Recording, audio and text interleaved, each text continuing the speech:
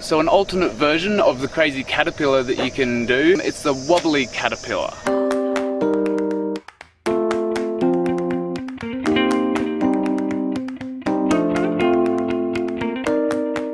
Make sure you check out the description below, which has a list of all the tools, materials, alternative elements which could be used to swap out for this piece, as well as any other elements which could connect to it in some way.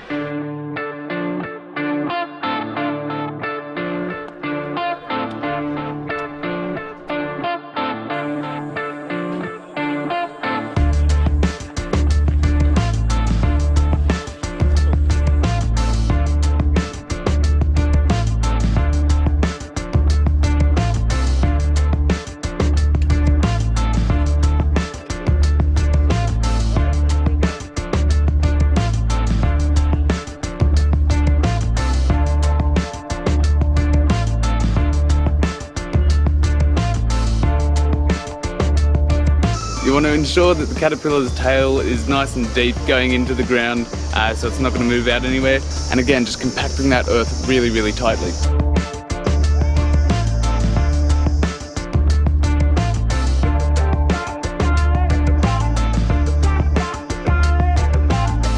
Because we've only got these legs every second tire, that means that you get a lot more of this movement happening within the whole caterpillar.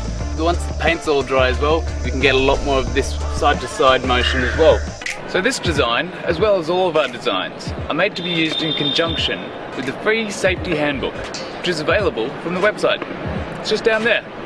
Hey, what did you think of the video? Please let us know down below in the comments. And please don't forget to like and subscribe so you can see more of what Patrick's doing in India. You can go and visit playgroundideas.org, which has 150 designs and all the resources that you need to build an awesome playground. And lastly, we've got a ton more videos to watch, so check them out here.